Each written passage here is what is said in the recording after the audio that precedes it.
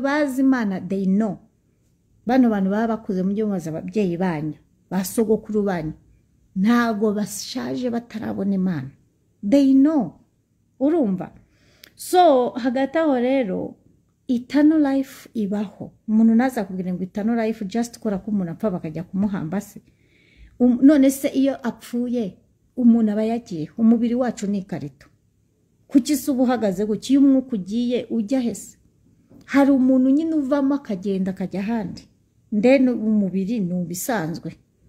Urumva? So icyo gihe rero ubu gifite eternal life. Eternal life tubayeho nuko tubaho nyine. Niyo mpamvu Yesu Kristo yapfuye arazuka.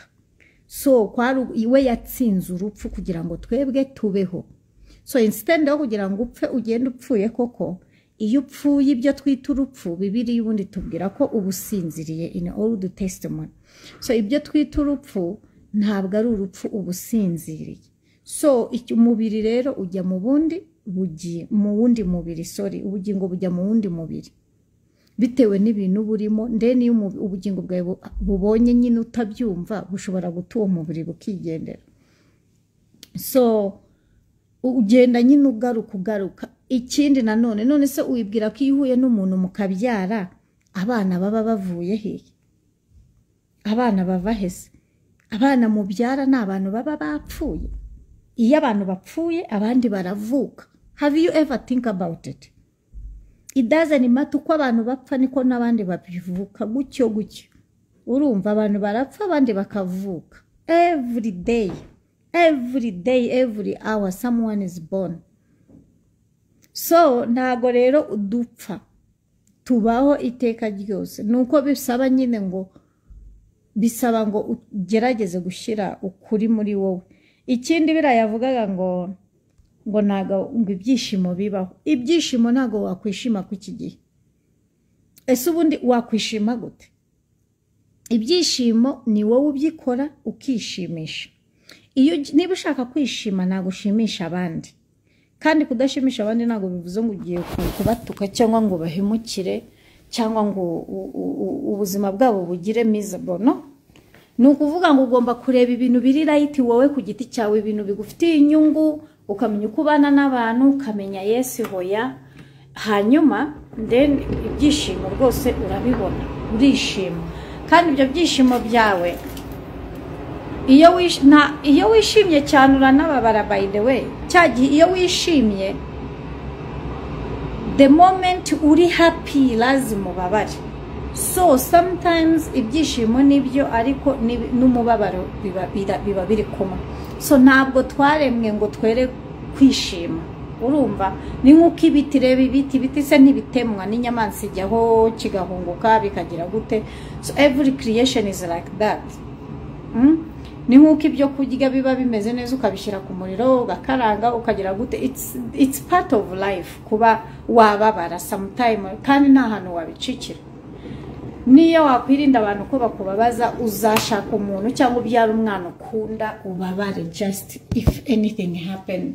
Nubwo yaba arwaye ubabare cyane cyangwa se anything. Akababaro rero kari part of our life. Kubera iki? Kubera ko ntabwo twakwishima. Twari twishimye igihe twari turi muri Eden. So impamvu uyu munsi tutishimye tugomba kugarura ibyacu hehe muri Eden. Kugira rero musubire muri Eden, there is a lot of things to do. Urumva? So hagati aho rero umwanzi nava hano, urupfu rwaragiye, nibwo abantu bazishima. Bya byishimo nyine utabona uyu munsi, ariko wakwishima niba ushaka kwishima. You can be happy. For example, nkanjye ubu ngubu I'm happy. I'm going to make my tea. Ubu ndishimye kuba turi hano tuganira. Ngiye gukora icyayi. Hanyuma ni ninjoro saa 6 cyangwa saa 7. Nta muntu mbangamiye, umwana wanjye yiryamiye. So hagati aho rero ndumva nta kibazo. Hagati aho rero ibyishimo nyine ni wowe ubyishakira, nta muntu wagushimisha. Ahubwo iyo wishimye uhura n'undi muntu wishimye, nene mwese mukagira gute, mwese mugasangira ibyishimo. ariko ntabwo wakwishima just gutyo gusa uhora uhangayitse. kandi impamvu nanone umuntu ahangayika ntiyishime, abantu mufata ibintu personal. ibintu byose birakubabaza, bakuvuza iki ukababara, bagize gute. iyo decidinze ko nta bintu bizongera kukubabaza urabireka. njyewe umuntu ambwiye ati runaka bakuvuza ibi n'ibi, niyo umuntu ambwiye ibintu ntabwo mubaza ati ni ibiki bavuze.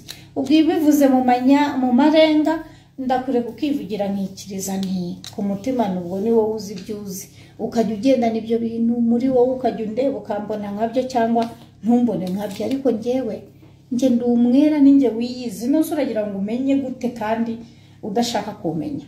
biragoye. so kwishima rero nuko niba kubwira ngo runaka yavuze ibi ntugashake kubyumva, ujye uceceka, ntukabyumve rwose. that's the only way.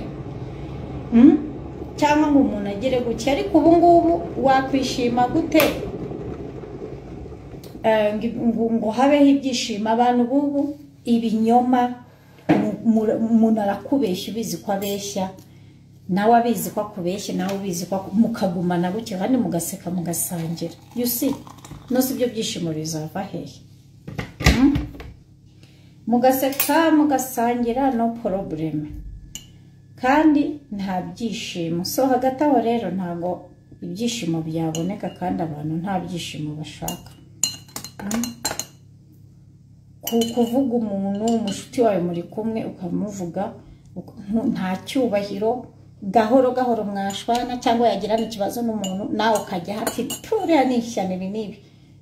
ntabwo ari byo, ntabwo ibyishimo biboneka gutyo. si hano hantu ko mbona itara riri kongera ni telefone cyangwa ngayo ngo amatara yo mu gikoni hano komeze kukire hano. nahundi ibyishimo njye mbona ibyishimo njyewe n'umwana wanjye nta kibazo mba mfite. reka nkubwize ukuri, njyemeruka kurakara ryarira na keza nyine ashobora kundakaza, ibyo ni ibisanzwe. nubwo ako se ko mbona ubu n'ubuki bwanjye bwo hejuru nibwo buri gucika amazi. ubuki buri kugenda bufata ubwo hejuru bugasa nk'ubworoshye, nayobewe ibyo ari byo. nanga iyo ubuki bumenetse ku kirahure we.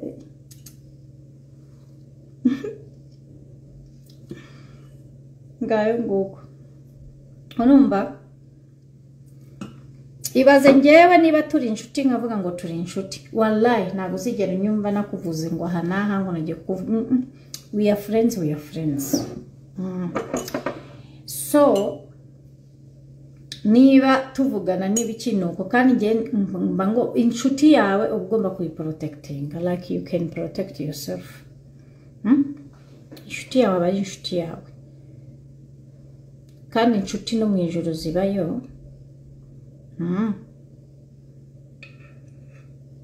ubwo rero inshuti, famiye, you see, usanga na famiye z'ubu ziraryana.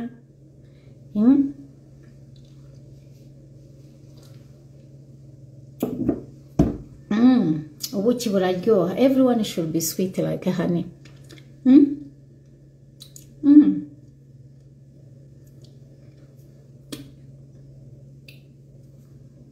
ujye ubaho uko ubyumva tu for you.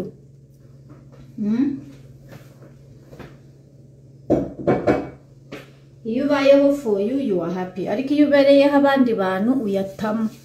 abantu bagira nuze karakteri zabo my friend.